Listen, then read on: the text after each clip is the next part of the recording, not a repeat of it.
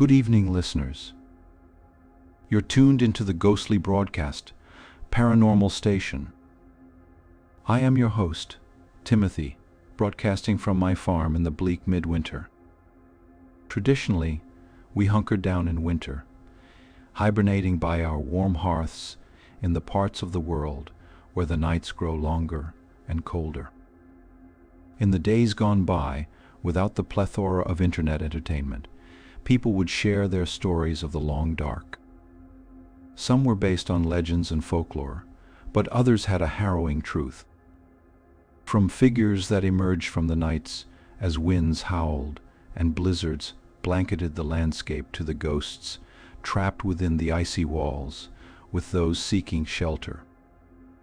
Tonight, we journey to Europe to hear the testimonies of those who encountered the anomalous beings of the cold, dark nights and lived to tell the tale. Our first testimony comes from Mitchell in the north of Scotland.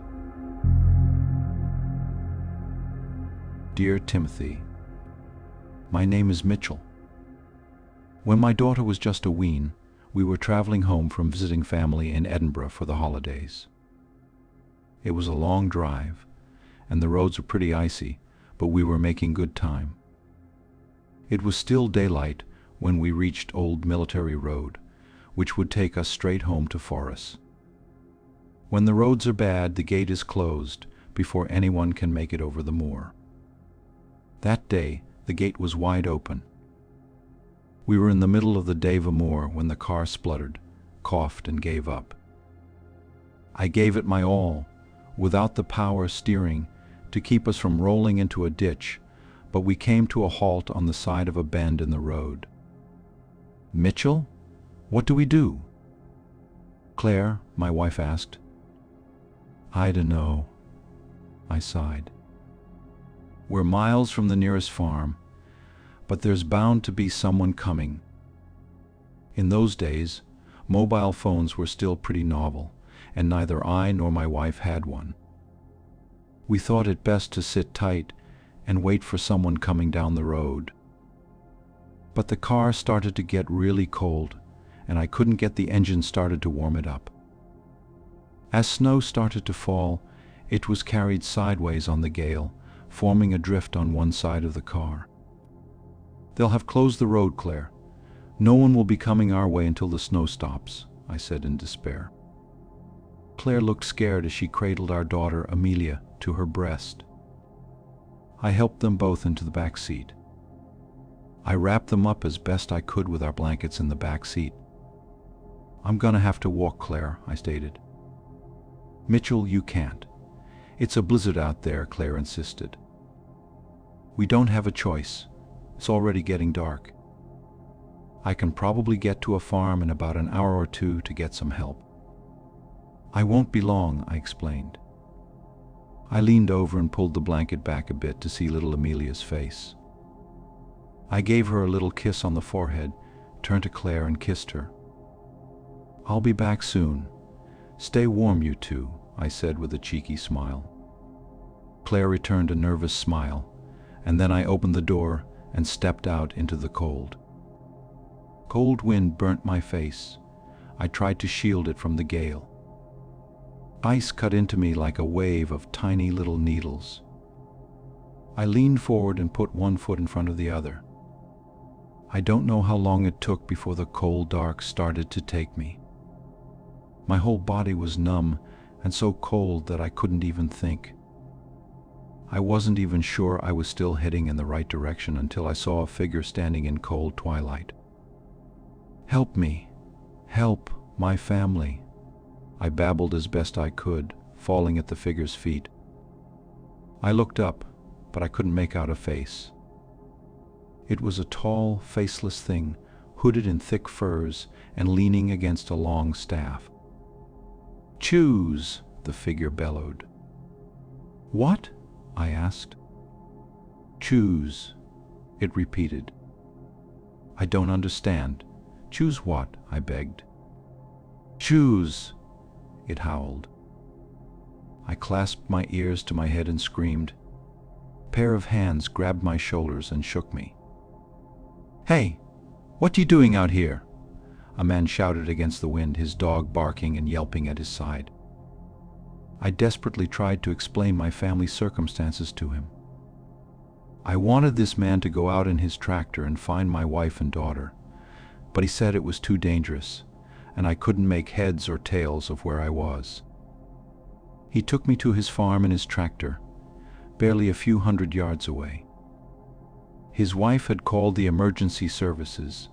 A neighbor showed up a few minutes after I'd warmed up in their home, and we headed back up the road. We found the car half buried in the snow. There, sat in the back seat, was my poor wife, frozen to death. When I went to rouse her, I heard Amelia stir and cry. She was alive. The doctors would later tell me that newborns can go into a sort of hibernation. Still, I refused to believe it was nothing short of a miracle or a curse. Whatever that creature was, it made the choice for me, and I lived with it for the rest of my life. I couldn't be a father without my Claire, but I did my best. Amelia is out there with kids of her own. She visits occasionally, but I always tell her to come in the summer. I never ever want her to meet that creature like I did. Yours, Mitchell. Thank you for that testimony, Mitchell. My condolences for your loss. It is a tragedy to lose a loved one, but to be forced to choose between one or the other could drive a person to madness. Our next testimony comes from Alfred in Stockholm. Dear Timothy, my name is Alfred, and I am a detective for the Swedish Police Authority. I've had a lot of cases that have left me scratching my head, but only one that I couldn't officially solve. I don't know if I ever really did get to the bottom of it, but you can't prosecute a ghost, right? I'll never forget how the first call went. "What happened to the victim?" I asked the coroner as I arrived on the scene. "She froze to death," he said. "Wait, what?" I asked incredulously. "Then why call a detective?" "Because she was found in her chair by the fire with the TV on. The embers were still glowing when the sun found her. She was frozen solid," he explained. "We can't even put her in the body bag until she thaws." True to his word, she was frozen, rigid, stiff, with a horrified look. Initially, I was working under the assumption that she had died, been frozen, and then moved. The coroner eventually concluded that that wasn't possible. Everything about her death was consistent with someone who had frozen to death, exposed to the elements in nothing but what they were wearing. "It's like she was swimming in the North Sea. She just froze," he said bemusedly. It would have been a strange case to add to the books, but it happened again. I got a call out to an older gentleman, a retired doctor, frozen to death in his bed. He had the heating in his bedroom blasting so hot that it felt like a sauna when I walked in. Yet, this poor old man was ice cold and solid to the touch. Over the next few days, there were 2 more victims just like it. With the cases too strange to be a coincidence, I dug, turning over every stone I could find for a connection, and I found it. All the people frozen in their homes had worked at the same orphanage. I could only find one person still alive connected to it. I tracked them down to interview them and warn them of possible danger. When I reached their house, the door was wide open. "Hello?" I shouted into the hallway. "I am a police officer," I announced as I stepped through the threshold of the home. It was like stepping into a fridge. The air was so cold that it radiated out the door into the warmer winter night. I rounded a corner into a living room and saw a freakish sight. A small, gaunt boy, no older than 9 or 10, with pale white skin and blue lips, had his hand placed on the chest of the old man, sitting in the chair by the fire. Icy tendrils worked their way over the old man, and he gasped as his body began to freeze. "Stop!" I yelled, but the boy didn't listen. The old man let out one final gasp of warm breath as his body froze solid while he was still alive. The boy turned to me and stared at me with dead, scowling eyes. I drew my service weapon, but I felt it freeze burn to my hand. I screamed in agony as I dropped it, and it took the skin from my palm with it. I fell to my knees, clutching my hand, and then the boy was on top of me. He clasped his hands around my head, and I felt my brain freeze, and the world went dark. Then I started to see and feel everything. Cold little bodies of children all around me, being buried in the snow. It was so cold I couldn't breathe, but I was somehow still alive, suffocating in the cold. When I came to, the boy was gone. It was just me and the frozen dead man. I called it in and raced to the old orphanage. With a team to meet me on site, we scoured the grounds. After hours of searching through the night, we found it. A mass grave full of forgotten children. I still don't know which one of them was that boy. Maybe he was all of them, seeking revenge against the people who had buried them in the cold to be forgotten. Either way, despite the case getting away from me, I feel that justice was served. Yours, Alfred. Thank you for your testimony, Alfred. Children, no matter their circumstances, are always innocent. To steal that from them is a crime against all humanity. It is no wonder the spirit world demanded justice. Our next testimony comes from Albert in Berlin. Dear Timothy, I am Albert. I don't know if you or your listeners have heard of Krampus. It's a German legend of a Christmas devil that punishes naughty children. For my entire life, I thought it only existed as a way to scare children into being good. But I was wrong. I should have seen the signs earlier, but I was stupid and complacent. I was tucking our son into bed one night. He'd been acting a little rowdy before bedtime, but things took a turn when I brought up Krampus. You better not open the door and bother Mummy and Daddy, I warned. Otherwise Krampus will come and hit you with sticks. My son became very solemn, and I saw his lips wobble and curl. Daddy, he said in a half sob, can you be good, please? I don't want Krampus to get you. Krampus doesn't come for adults, son, I said. Yes, he does, my son insisted.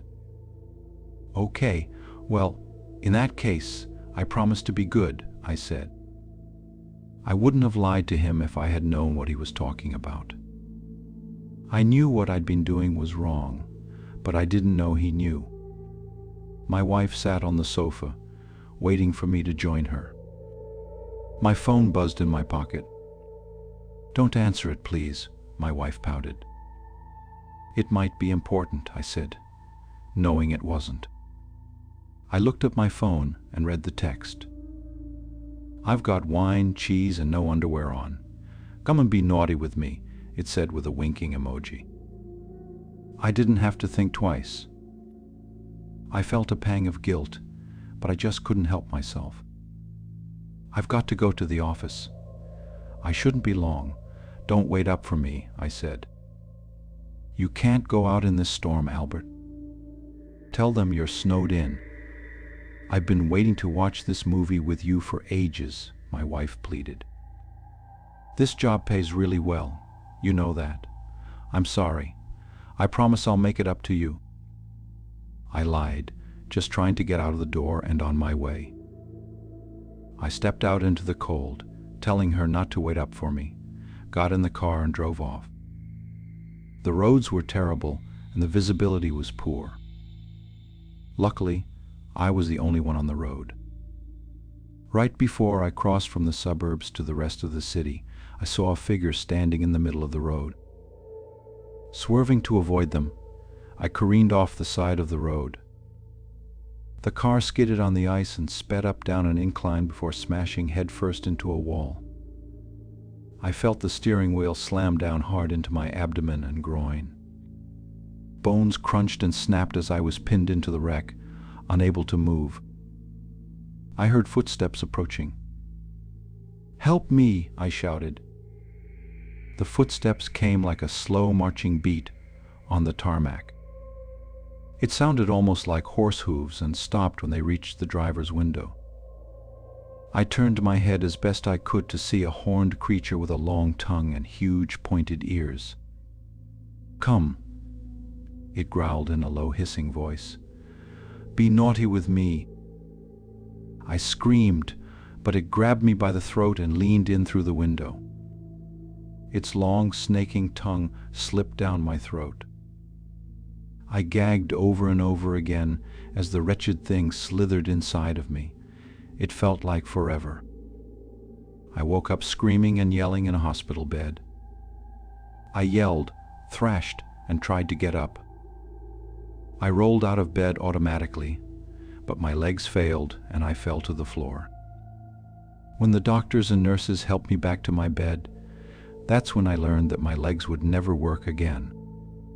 To make matters worse, my wife found out about my mistress that same night. I can understand why she didn't come till the morning. She could never look at me the same way again.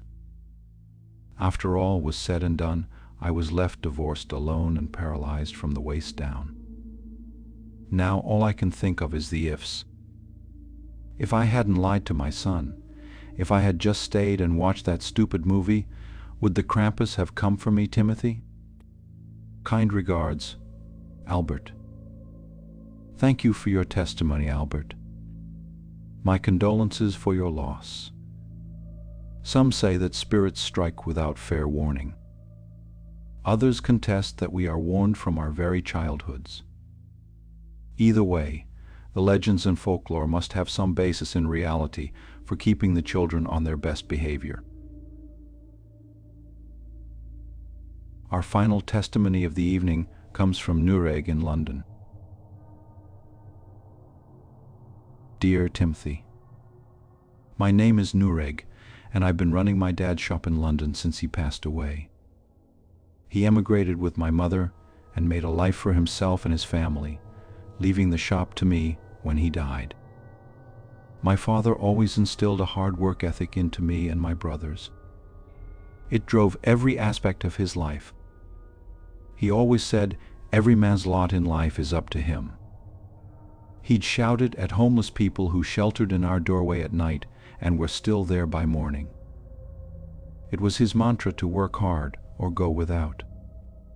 That all changed for me in one frigid December. I arrived at the door to open the shop, and a person was bundled up on the porch under tattered blankets. "You can't sleep here. Move," I said, shoving them with my foot. They didn't move. They didn't even stir. I called 999, and the ambulance crew confirmed it. The man, it turned out, had frozen to death in the night, right here on the street. This is the third one we've seen this week. The paramedics sighed as they gently placed him in a body bag and loaded him into the ambulance. I got a look at his face. With a scraggly, graying beard, he looked a lot older than he probably was, and almost looked asleep. I could only hope that he didn't suffer, but the more I thought about it, the more he likely did, with the heated shop inches from him. I couldn't get his face out of my head for the next few days.